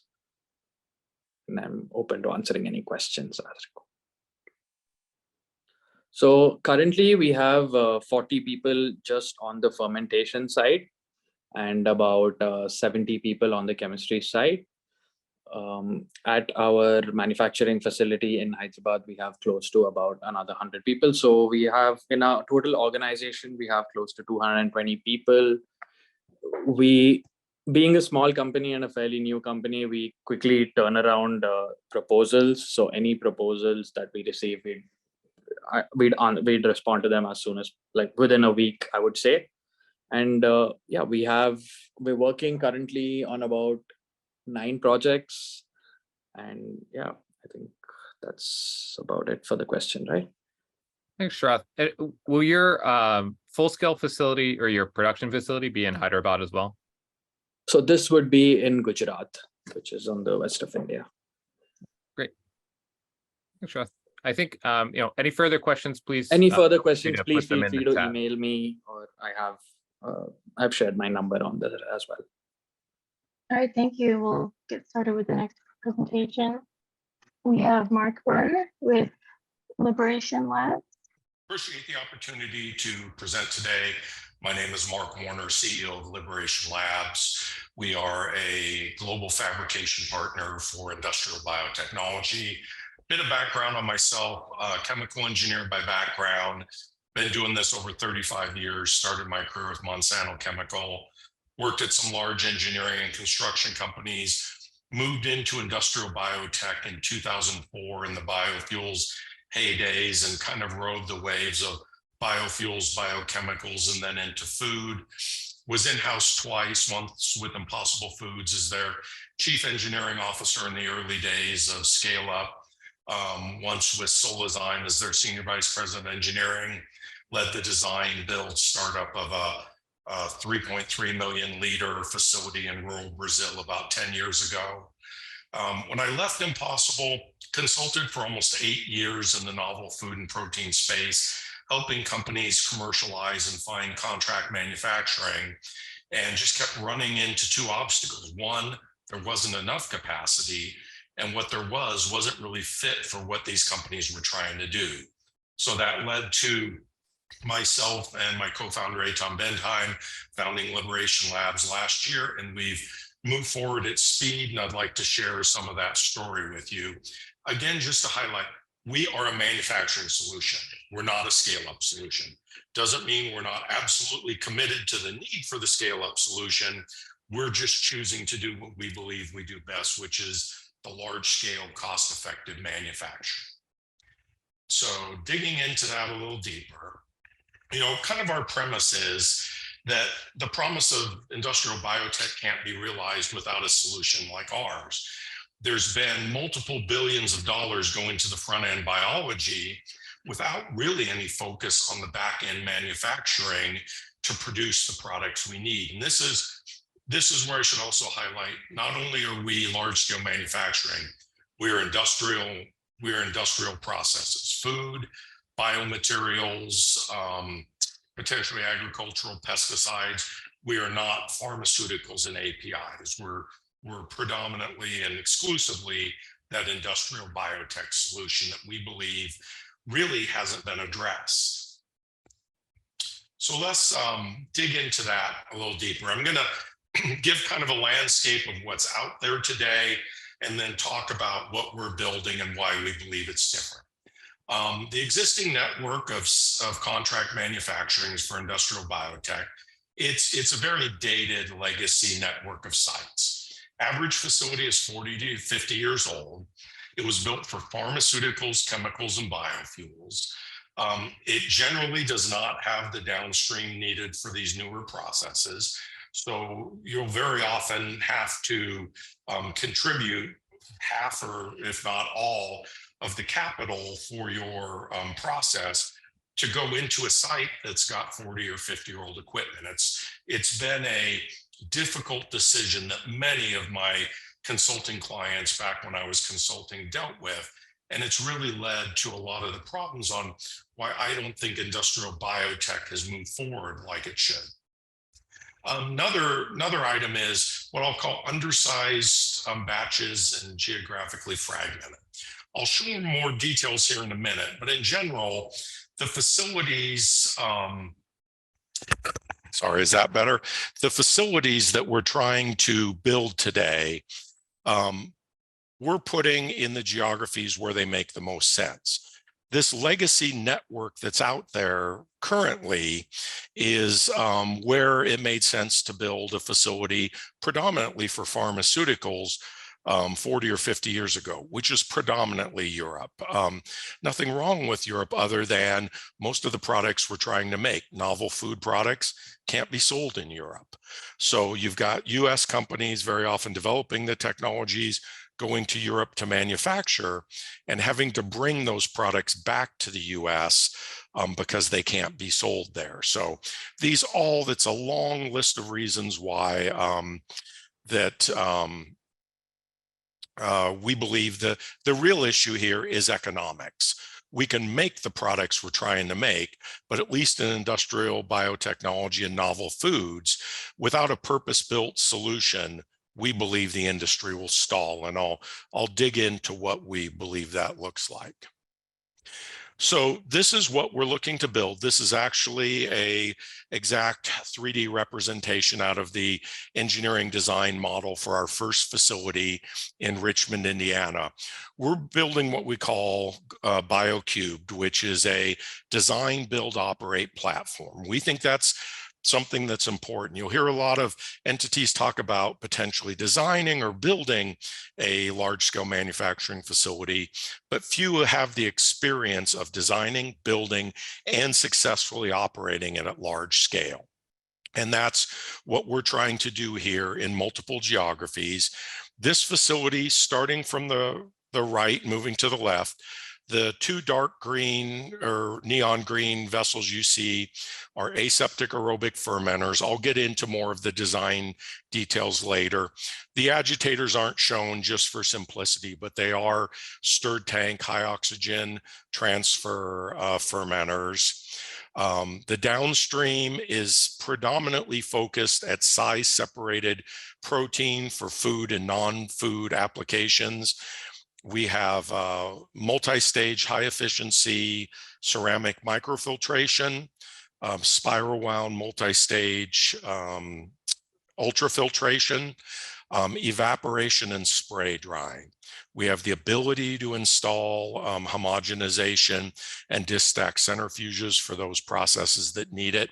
One thing that's very important here is this solution is from inbound sugar all the way to dry product on the same site.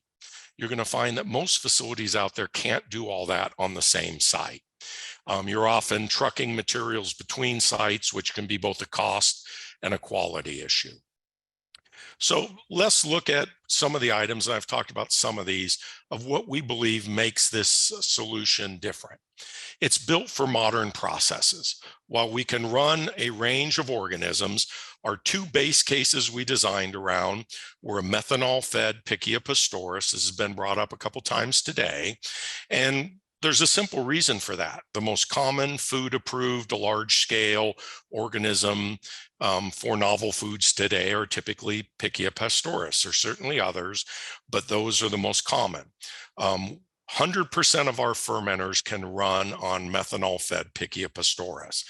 Many CMOs, well, not many, but a handful of CMOs can run Pichia pastoris, but it's usually only a couple of their fermenters. You may see a large overall fermentation capacity, but only a handful of their fermenters can handle methanones because it's costly and difficult to retrofit these older facilities to be able to run methanol. And that's a reason that a lot of this legacy fermentation network, and I dealt with this when I was dealing with my consulting clients, they would literally try and talk companies out of using methanol and talking about how difficult it is and expensive to run because they were using old facilities that weren't set up for it.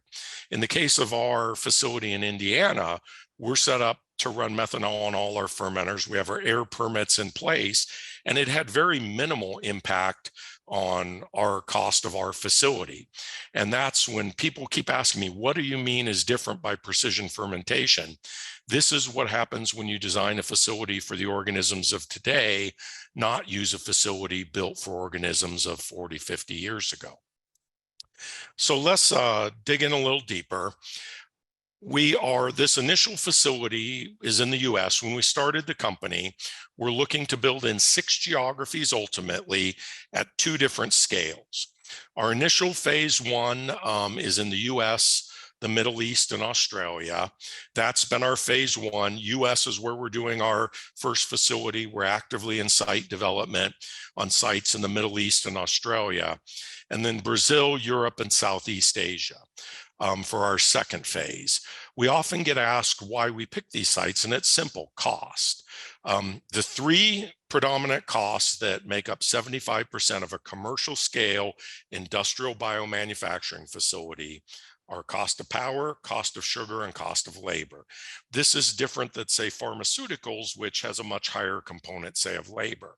So because of that, you need all 3 of these to have reasonable costs. So that's what's led us to target these 3 ultimate geographies, also at 2 different scales. The initial facility I showed you is 600,000 liters, 4 by 150,000 liters that we're building in the US. Ultimately, we expect to go to 4 million liters in each of these geographies. The site we've picked in the US, I'll talk about in a minute. We're building the 600,000 liters today.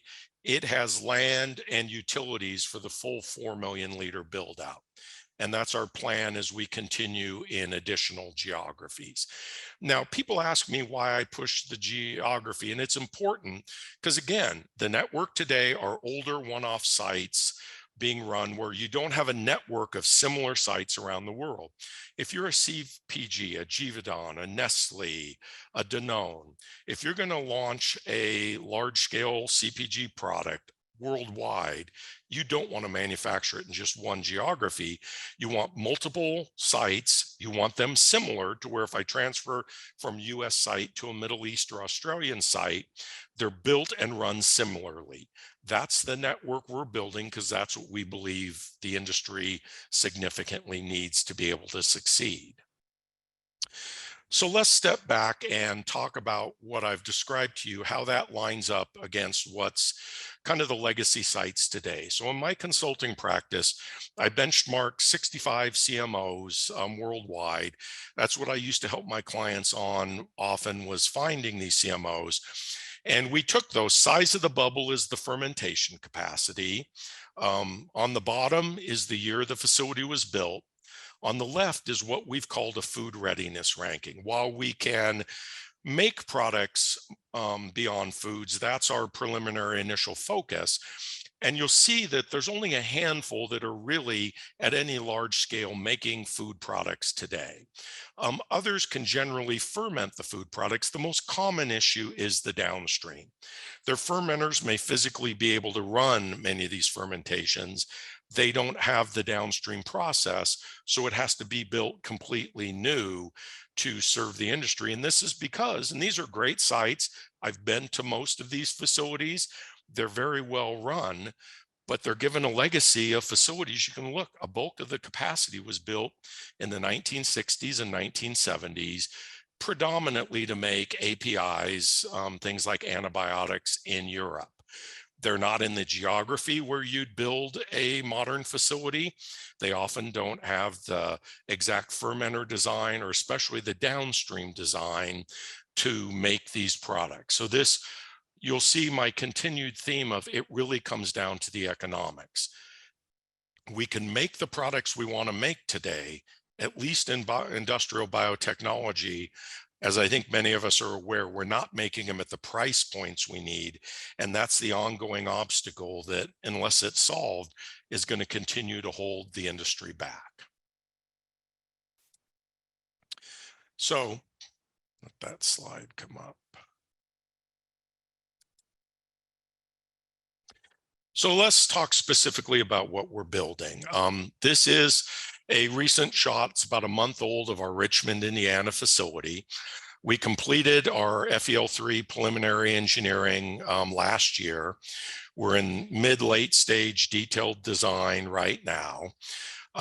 We have purchased the land. We've completed our environmental assessment. Our air permits are in place. I'll often get a lot of questions.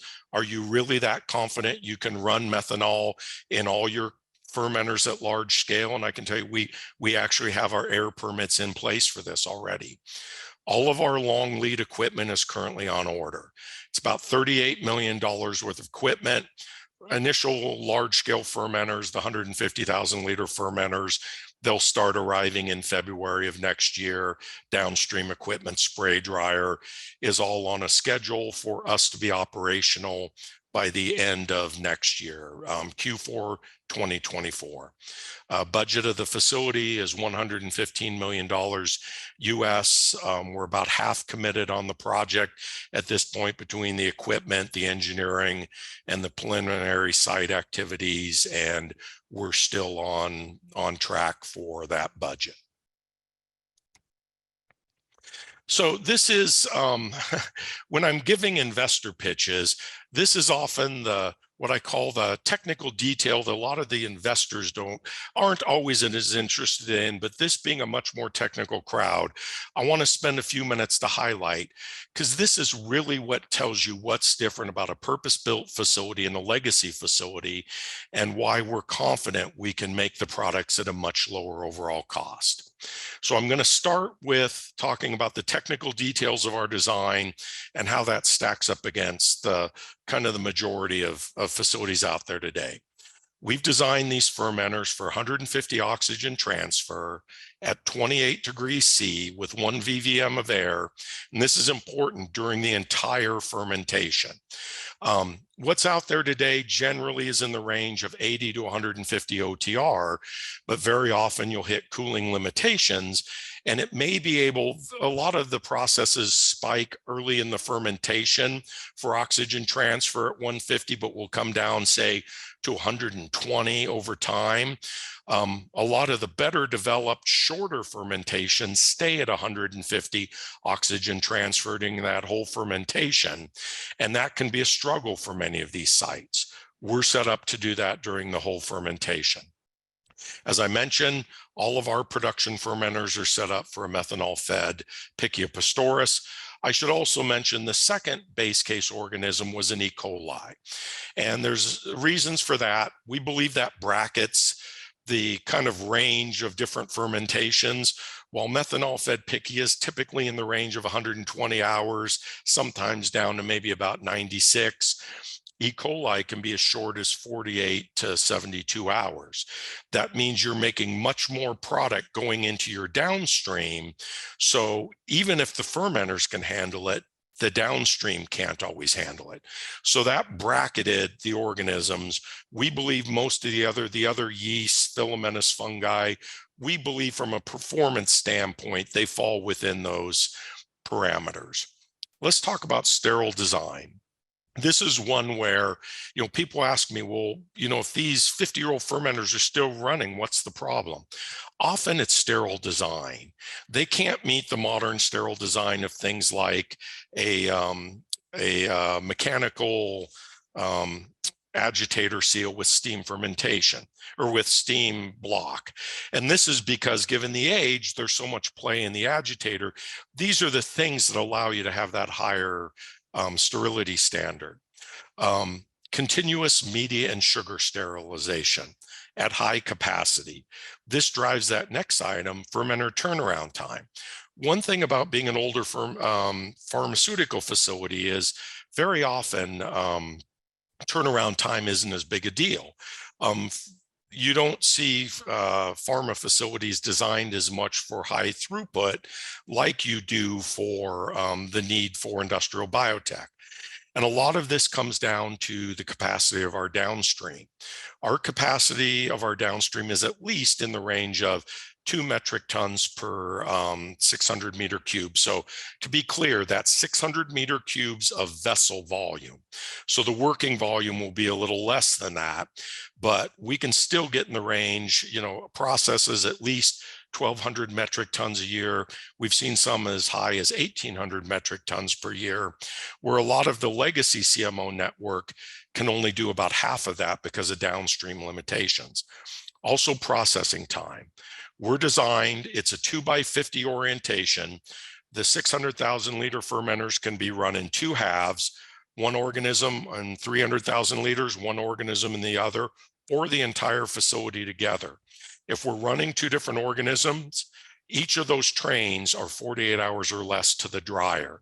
That's important for things like food fermentation, where you don't want a long downstream time. Again, a lot of what's out there today, I would commonly see 6, 10, 12 days of downstream because it was set up more as a batch downstream.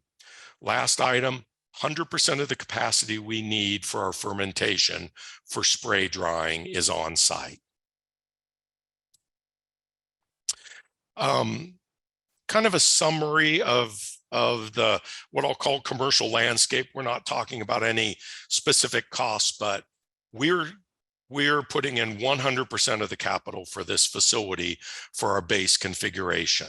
So where very often you're asked to put in a full downstream, which can be half the capacity of a new facility, for the base configuration, we're putting all the capital in.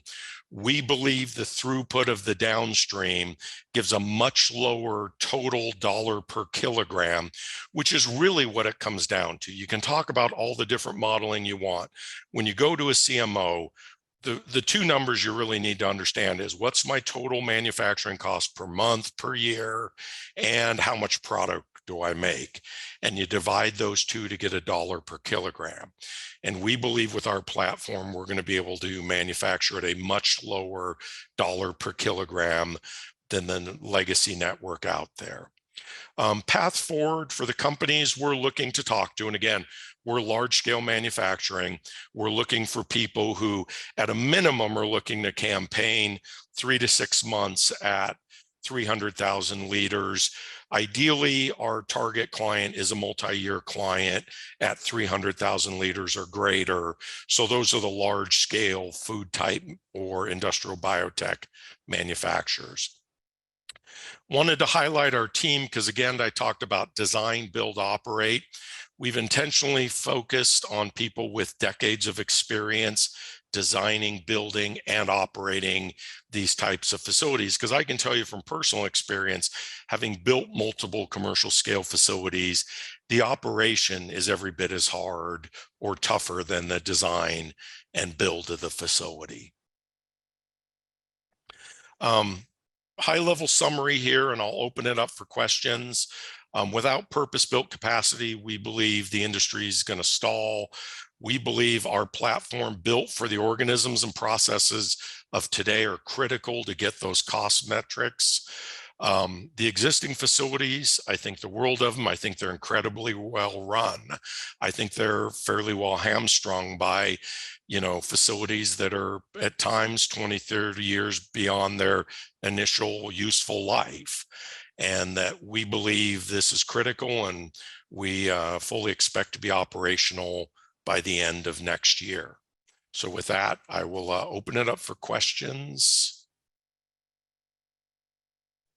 Thanks, Mark. This is super exciting. Really excited to see that it's so close to completion and such needed capacity. We have a few questions here in the chat. Start with kind of a more technical one. So are you looking at only spray dryers? Or if not, are you looking at other types of drying equipment? Spray dryer is what we've installed for the facility. It's generally the most cost effective.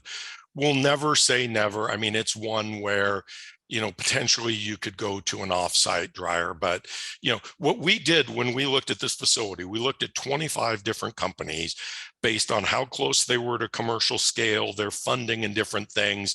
And we tried to build what we thought a contract manufacturing facility would be to service the largest swath of the industry. And spray drying is usually the most economical, most used, especially in food applications. So we'll never say never, but I think the alternate dryer is one of our less likely alternates. Things like homogenization and centrifuges, we're in active discussions with potential clients now.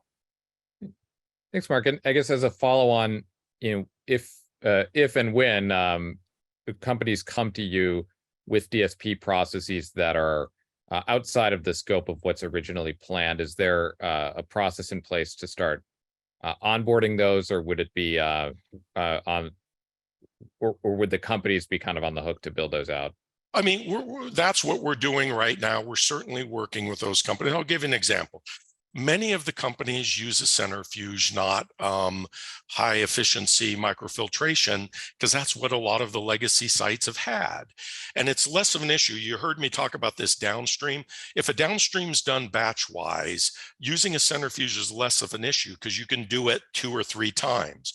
We're set up to run continuously, so we can't.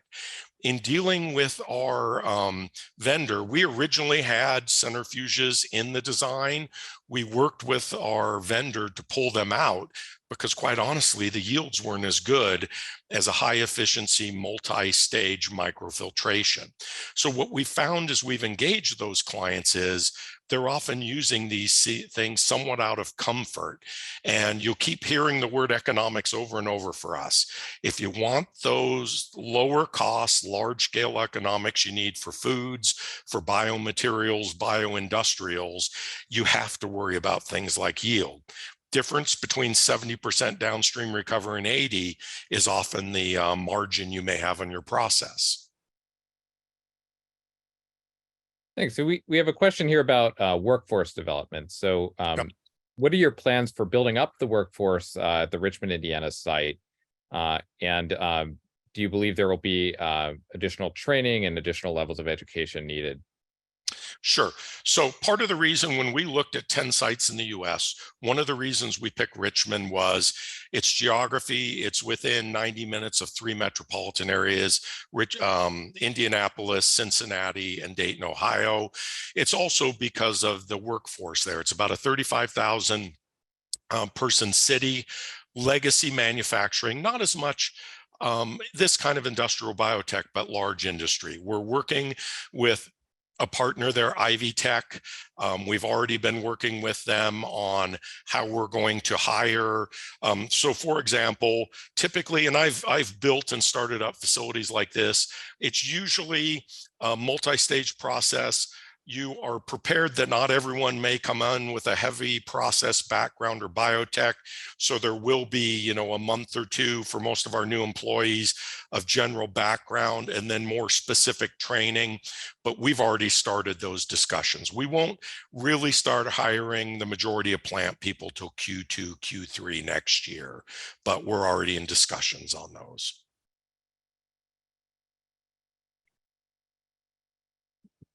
Thanks, Mark.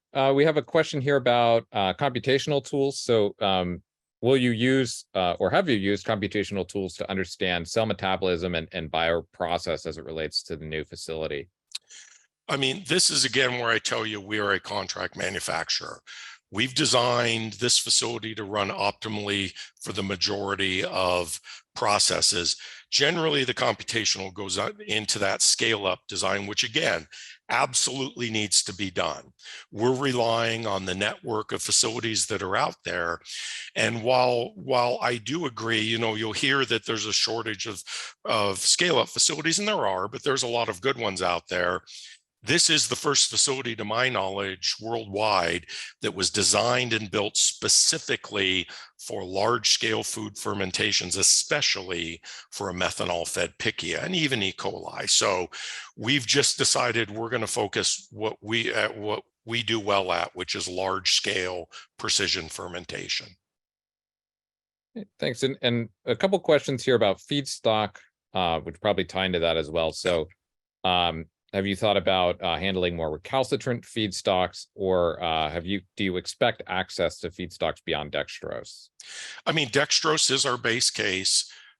We've looked at sucrose. We've looked at we have the ability to feed glycerin, obviously methanol. There's other alternate feedstocks. That's really, again, to our process partner.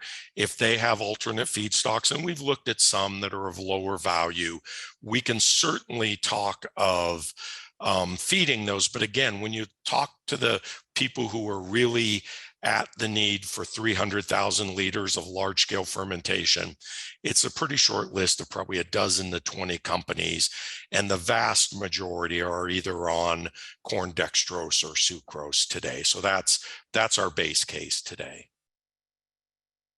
Thanks, Mark. Well, maybe time for one more. So, building out a new facility, as opposed to the legacy network, what innovations have you guys made as far as energy efficiency and use of renewable energy in your process? So part of the reason we picked Richmond, one of the reasons was about half the facility comes from local solar. There's solar, it's an industrial park we're in, there's solar as part of the community grid. The other thing I would tell you is just the efficiency. I mean, think about your 15-year-old car compared to what you use today. The amount of water, the amount of electricity that we expect to use compared to legacy facilities is significantly less. It's modern, more efficient equipment. It can be run at a higher performance. So we think those are the areas that we can bring in. We're pretty confident that this facility is going to have the lowest environmental footprint because of, compared to the legacy network, the use of water, the use of power. And those by far are the two biggest drivers of any LCA for a facility.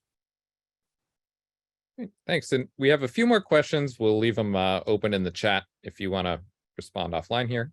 Will do. Thank you. Appreciate everyone's time. All right, thank you. Next up, we have Acies Bio. Yeah, hi. Thanks for hosting us as well. I'm Martin Kauschik. I'm head of business development at Acies Bio, and I'm gonna present you today our smart route to byproducts, and especially focus on the scale-up facility that we have at Acies Bio. But first, a little bit about Acies Bio, who we are and what we are doing. We are a microbial biotech development company. We do integrated development of new microbial technologies, and we take care of all the different things that are needed in the development of new technologies, from fermentation feedstock, where we can use alternative and conventional feedstocks, such as glucose, waste streams, waste whey, waste glycerol, or methanol, for example. Then we can work on the microorganisms. We have several platform chassis strains, and we have broad experience with different varieties of microorganisms. And we can do pathway prototyping and development of new production strains. And then at last, we do bioprocess development, where we take care about the downstream processing integrated in the development of the scale-up, so that we can come to final production technologies in a lean and fast manner. This can be seen here in this slide, where all of the different things, where all of different services that we are doing are summarized, from pathway design and starting strain selection to development of microbial production strains, and then using ultra high throughput screening, strain optimization, strain evolution, and then when the strains are developed to a certain point, we can go into the bioprocess optimization, and then demonstration of the commercialability of this new product in our fermentation facility, where we have different volumes ranging from small scale to 10 cubic meters at the moment, with a very versatile DSP equipment. We also developed our own technology platform. So we have lipids, so we have strains and processes for production of lipids, functional proteins, terpenoids. We work with agricultural microbials, and also production of chemicals from C1 feedstocks, such as methanol. And we have ready-to-use strains, where we can start with a intermediate strain, and then design the strain to make it to produce your compound of interest.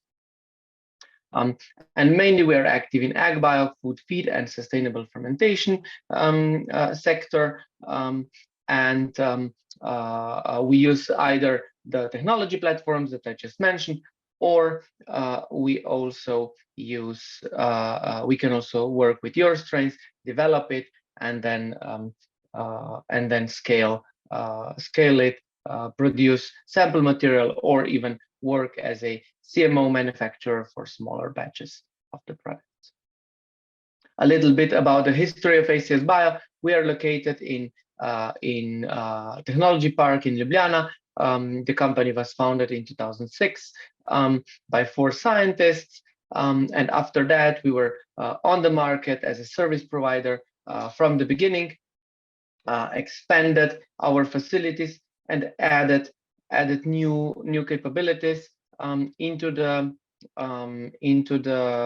our pipeline. In 2016, we completed the first phase of demonstration facilities with a 10 cubic meter volumes.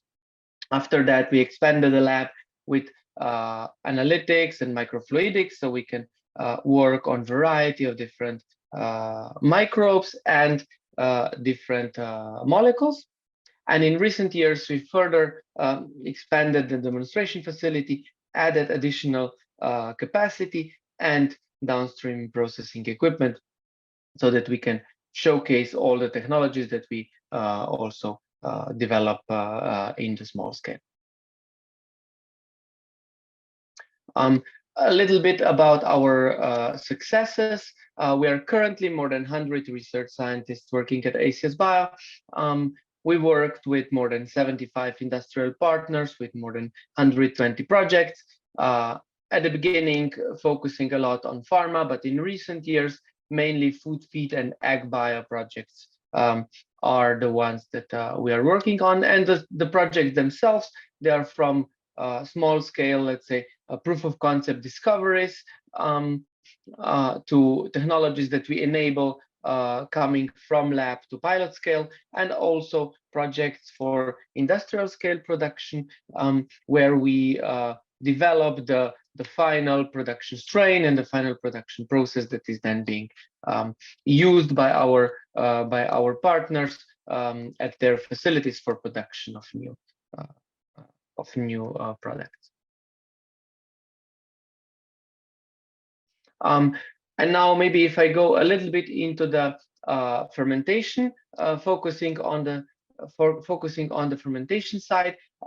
So on the small scale fermentations, we can develop and optimize the bioprocesses and DSP. So that means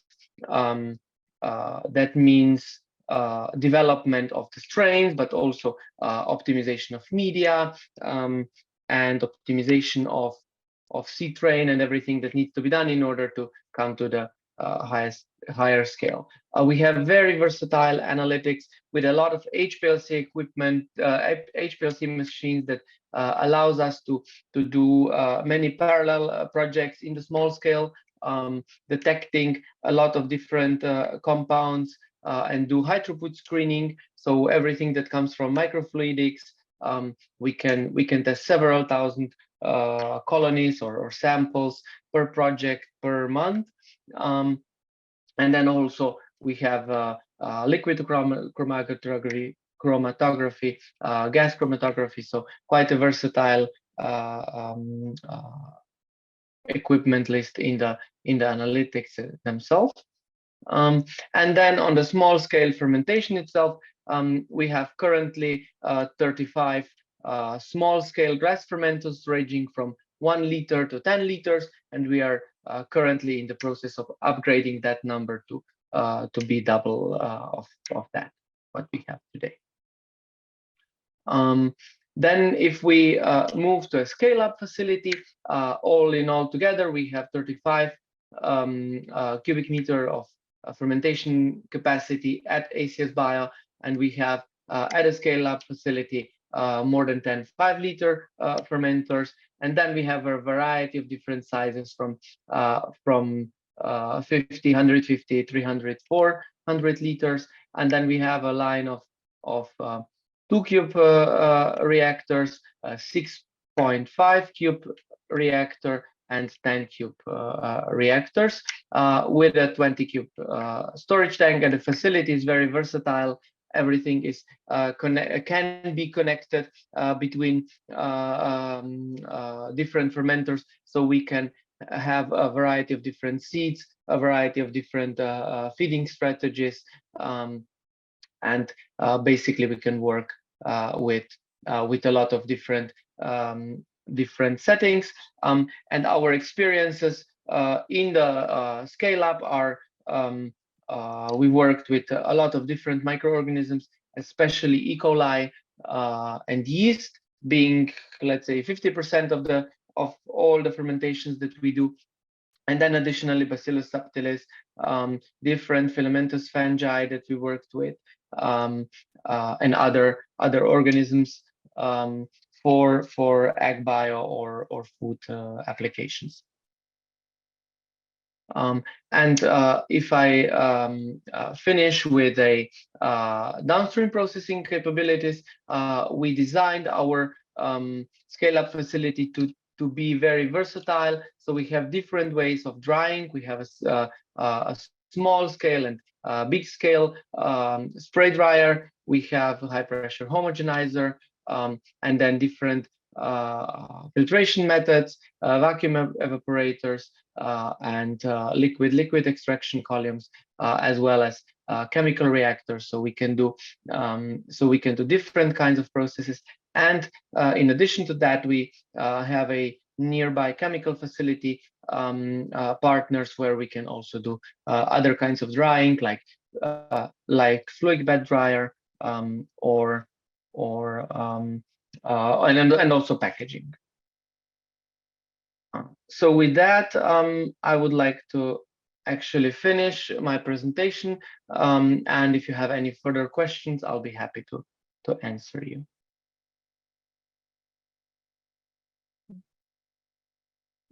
Thanks, Martin. I've got a question about further scale up. So you mentioned having processes move beyond that 10 cubic meter scale. Mhm. Are those done? Do you facilitate those partnerships directly, or do the users themselves find capabilities at larger scale? Actually, both. So many times users, they have, due to geographical reasons. So our clients are well dispersed between Europe and US, and also a little bit in Asia. And sometimes they already have their own facilities, even, or they have their own preferred partners. But we also have partners with additional capabilities in EU. So going to 50 and 150 cube meters, with which we worked in the past, and we can arrange the tech transfer to their facility, and we can certainly do that. And do you foresee going to larger scale yourselves, or you foresee staying in the process development and demonstration space? Yeah, so we do have a plan to do the further scales, but not going really much beyond 30 cube meters. So for that, this is going to be a combination of a small scale manufacturing and a scale up units that we are going to pursuing in the future, in next 2 years is a plan. Martin, I don't see any other questions. Oh, here's one. So question is, do you do omics and metabolic flux analysis to optimize cell factories? Yes, we do. Depends on the strains and on the background information that it is there. But in case of E. coli and Cerevisiae, and also some of our technology platforms like Bacillus subtilis and Eurovella politica, we can do that fairly easy. If there are other strains, it depends on how complex the metabolic engineering is, but for sure we've done that as well. But it usually needs a bit more time for a setup in those strains. Thanks. We have one more question from the chat here. What is your way to handle infection for weak microorganisms with long fermentation times at large scales? So I think that's probably referring to either phage contamination or contamination from competing microbes. Well, usually, so this is very technical for me, but I know that the lab practice and the team being very, very well with a lot of experience helped a lot, and I know that we improved that kind of contamination rates a lot with not building up a team from one day to another, but gradually building up a team and then investing into actually making team better and yeah, doing. Thanks, Martin. If anyone has further questions, please feel free to reach out to Martin directly, or Martin, you can feel free to answer any open questions in the chat. I think we're headed. I think there was one dismissed question that I can answer. Yeah. Okay. Thank you. Yeah. Thanks everyone for your time and for the ability to present. Before we move into the break, very quickly, I want to thank all our speakers from session 1. Thank you very much for taking the time and presenting. But I specifically want to thank Martin, because Martin has been dealing with serious floods in Slovenia. We actually lost contact with him over the week and got in touch only the last 12 hours or so. Really appreciate Martin still being able to participate and present. Thank you all. Thank you, everyone.